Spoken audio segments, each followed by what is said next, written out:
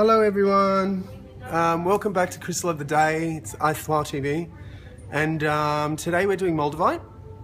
Now Moldavite's an interesting one because it's not really a crystal, it's a tektite. And now what a tektite is when a meteorite crashes down, it fuses with, so it explodes. The heat of that explosion fuses the meteorite, the original material of the meteorite, to the surrounding strata, and it forms a third mineral, which is the tektite. And with Moldavite, it's a green glass that was formed because there would have been a high amount of silica, which would have just transferred it straight into a glass. So it's the heat and the pressure that forms the glass. It's like a obsidian from a volcano, the same thing. That heat turns the silica into glass. So the beautiful thing about Moldavite, however, it's a one-off event. So if you have a piece of Moldavite, treasure it for what it is. It's actually almost a 15 million year old event that you're tuning into, essentially, because that can never be repeated.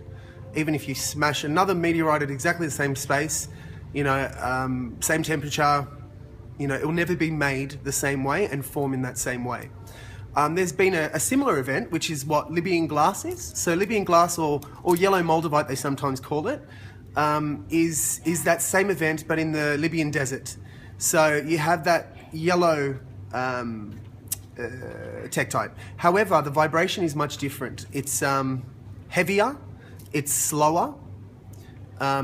So the Moldavite is a higher vibration, and that's why they link it to the extraterrestrials as well. I mean, I don't have an experience with that.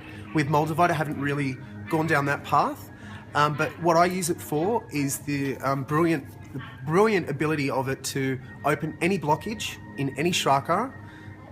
It just powers through blockages. However, what I do suggest is if you don't have an experience of crystals, an experienced crystal person should at least facilitate the first, I can't think of words today, guys. Just the first interaction that you have with a Moldavite, just the person that you buy it off, just make sure that they explain it to you, they tune it to you, and they teach you how to use it. Because if you just wear it all the time, you can be left very ungrounded, and very spacey, and that's not good, right? No, it's not.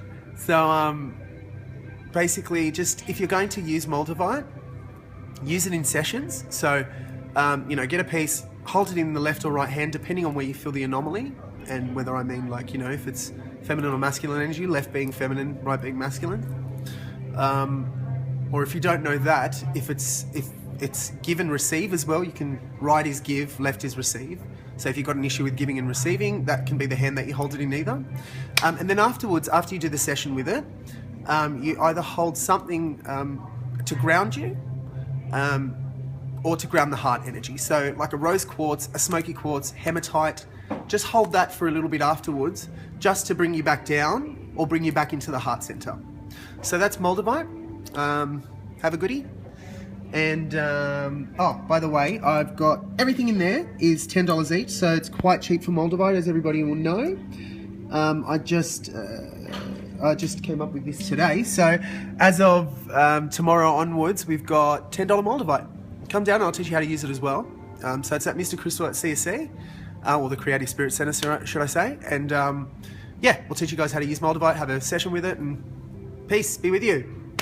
See you everyone.